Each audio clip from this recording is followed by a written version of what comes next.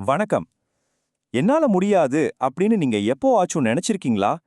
உங்க எண்ணத்தோட சக்திய மட்டும் வச்சு அந்த தடைய எப்படி உடைச்சு வெற்றி பாதையில போகலான்னு சொல்ற ஒரு சூப்பரான கதையை தான் நம்ம இன்னைக்கு பார்க்க போறோம். உங்க எண்ணங்கள் உங்க வாழ்க்கைய மாத்த முடியுமா? இந்த கேள்விக்கு பதிலா ரவிங்கிற ஒரு ஸ்டூடெண்டோட கதைய பார்க்கலாம்.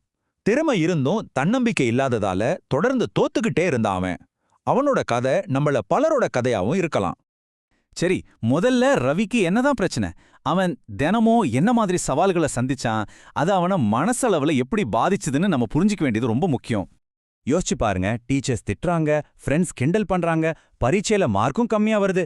இப்படி தொடர்ந்து நடந்துட்டே இருந்தா யாருக்கு தான் மனசு கஷ்டமா இருக்காது? ரவிக்கும் அப்படித்தான் ஆச்சு. நான் ஒரு முட்டாள்னு அவன் மனசுல ஆழமா பதிஞ்சு போச்சு. இது அவனோட படிப்பை இன்னும் மோசமாக்கிடுச்சு.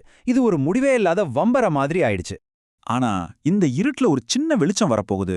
ஒரு புது டீச்சர், ஒரு புது பார்வை ரவியோட வாழ்க்கையோட போக்கே மாத்தப் போகுது.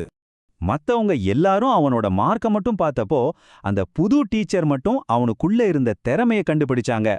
அவங்க ரவி கிட்ட சொன்னது இதுதான்: உன்கிட்ட திறமைக்கு எந்த குறையும் இல்ல, ஆனா உன்னை நீயே நம்ப மாட்டேங்கிற, அதுதான் பிரச்சனை. இதுதான் ரவிக்கு தேவைப்பட்ட ஒரு திருப்பு முனை. அந்த பிரச்சனைக்கு ஒரு தீர்வாவும் ரவியோட மனநிலையை மாத்துறதுக்காகவும் அந்த டீச்சர் அவனுக்கு ஒரு சிம்பிளான ஆனா ரொம்ப பவர்ஃபுல்லான ஒரு எக்ஸசைஸ் சொல்லி கொடுத்தாங்க. இது அவனுக்குள்ளே இருந்த நெகட்டிவ் எண்ணங்களை கொஞ்சம் கொஞ்சமா மாத்துறதுக்கான ஒரு வழி. ஒன்னும் இல்ல, ரொம்ப சிம்பிள். டெய்லி காலையில எந்திரிச்சதும் கண்ணாடி முன்னாடி நின்னு நான் புத்திசாலி, என்னால சாதிக்க முடியும்னு 10 தடவை சொல்லணும். இது சும்மா வார்த்தைங்க இல்ல. இப்படி தொடர்ந்து சொல்லும்போது நம்ம மூளைக்குள்ள ஒரு பாசிட்டிவான மாற்றம் ஏற்பட்டு என்னால முடியாதுங்கிற அந்த நெகட்டிவ் எண்ணம் கொஞ்சம் கொஞ்சமா மறைய ஆரம்பிக்கும். சரி, இந்த சிம்பிளான பழக்கம் ரவியோட லைஃப்ல என்ன பெரிய மேஜிக்க பண்ணுச்சு? அதோட ரிசல்ட் உடனே தெரிஞ்சுதா? வாங்க அத பத்தி பாப்போம். கொஞ்ச நாள் இந்த எக்ஸசைஸ் செஞ்சதுக்கு அப்புறம் அடுத்த டெஸ்ட்ல ரவிக்கு கொஞ்சம் மார்க் ஜாஸ்தியா வந்துச்சு. இது பெரிய வெற்றி இல்லைனாலும் அவனுக்கு இது ரொம்ப ரொம்ப முக்கியம். ஏன்னா தடவையா ஆமா நம்மளால முடியும்னு அவனுக்கு ஒரு ப்ரூஃப் கிடைச்சது. அந்த நம்பிக்கை தான் அவனுக்கு அப்போ தேவைப்பட்டது. இங்க பாருங்களேன், அவனோட மனசுல ஏற்பட்ட அந்த சின்ன மாற்றம் அவனோட ரிசல்ட்ல எவ்ளோ பெரிய வித்தியாசத்தை காட்டியிருக்குன்னு. இதுதான் அந்த ஸ்டார்டிங் பாயிண்ட். இந்த சின்ன வெற்றி அடுத்தடுத்து பெரிய வெற்றிகளை நோக்கி போறதுக்கான முதல் படியா இருந்துச்சு. அந்த சின்ன நம்பிக்கை பொறி போக போக ஒரு பெரிய நெருப்பா மாறிச்சு. அவன் இன்னும் அதிகமா கஷ்டப்பட்டு படிக்க ஆரம்பிச்சான். சந்தேகங்கள் எல்லாத்தையும் தூக்கி போட்டான். கடைசில எல்லாரையும் ஆச்சரியப்படுத்துற மாதிரி கிளாஸ்லயே ஃபர்ஸ்ட் ரேங்க் வாங்கிட்டான். இதுதான் தன்னம்பிக்கையோட பவர். ரவியோட கதை நமக்கு ஒரு சூப்பரான பாடத்தை சொல்லிக் கொடுக்குது. இப்போ முக்கியமான கேள்வி என்னன்னா, இதிலிருந்து நாம என்ன கத்துக்கலாம்? நம்ம லைஃபுக்கு இதை எப்படி யூஸ் பண்ணலாம்?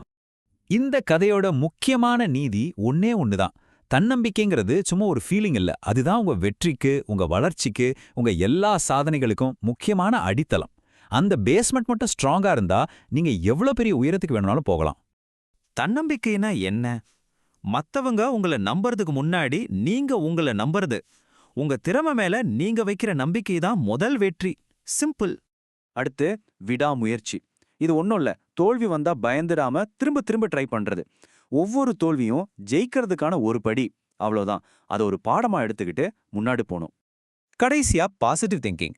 அதாவது என்னால முடியாதுன்னு சொல்றத நிறுத்திட்டு இதை எப்படி செய்யலான்னு யோசிக்க ஆரம்பிக்கிறது. பிரச்சனைய பார்க்காம அதுக்கான தீர்வை தேட ஆரம்பிக்கிறது தான் இது. இப்போ உங்களுக்கான ஒரு சின்ன கேள்வி. ரவிய மாதிரி உங்க தன்னம்பிக்கையை வளர்த்துக்க நீங்க இன்னைக்கு எடுக்க போற அந்த முதல் ஸ்டெப் என்ன? சும்மா யோசிச்சு பாருங்க. இந்த கதை உங்களுக்கு பிடிச்சிருந்தா மறக்காம லைக் பண்ணுங்க, உங்க ஃப்ரெண்ட்ஸோட ஷேர் பண்ணுங்க. இன்னும் இது மாதிரி நிறைய விஷயங்கள் தெரிஞ்சுக்க சப்ஸ்கிரைப் பண்ணிட்டு அந்த பெல் பட்டனையும் பிரஸ் பண்ணிடுங்க. நன்றி.